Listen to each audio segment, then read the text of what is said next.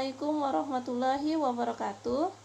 Saya Heni Irawati, peserta Latsar CPNS tahun 2020 Angkatan 11 dari Universitas Borneo Tarakan. Pada kali ini saya akan meresum mata pelatihan yang berjudul Pelayanan Publik. Menurut Undang-Undang Nomor 25 Tahun 2009 tentang Pelayanan Publik menyatakan bahwa pelayanan publik merupakan kegiatan atau rangkaian kegiatan dalam rangka pemenuhan kebutuhan pelayanan sesuai dengan peraturan perundang-undangan bagi setiap warga negara dan penduduk atas barang maupun jasa dan atau pelayanan administratif yang disediakan oleh penyelenggara pelayanan publik.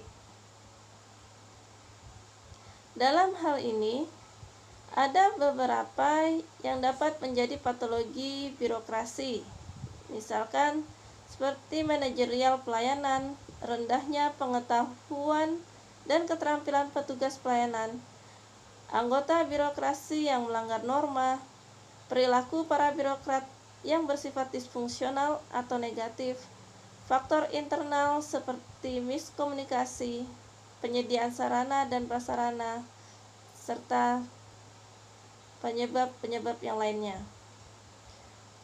Kemudian ada 9 prinsip dalam pelayanan publik.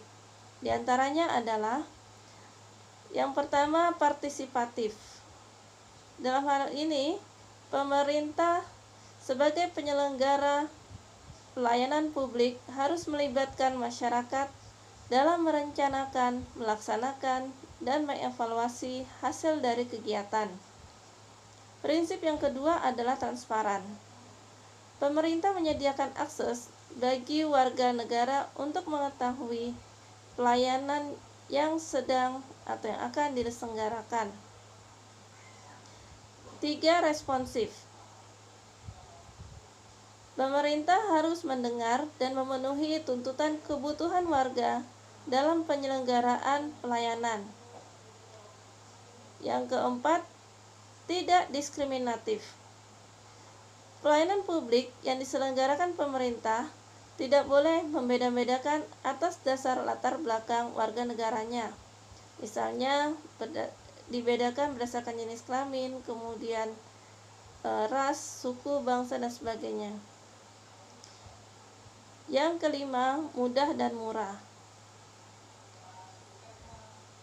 Dalam rangka melakukan pelayanan publik, sebaiknya berbagai persyaratan yang dibutuhkan harus masuk akal dan mudah dipenuhi oleh peserta atau masyarakat. Yang keenam, efektif dan efisien. Untuk memenuhi efektivitas dan efisiensi pelayanan publik, maka prosedur pelayanan diupayakan sesederhana mungkin dengan tidak melibatkan tenaga kerja yang banyak, kemudian biaya yang dibutuhkan pun lebih murah demi mudahnya tercapai tujuan dari pelayanan itu sendiri. Yang ketujuh, aksesibel, yaitu pelayanan harus mudah dijangkau.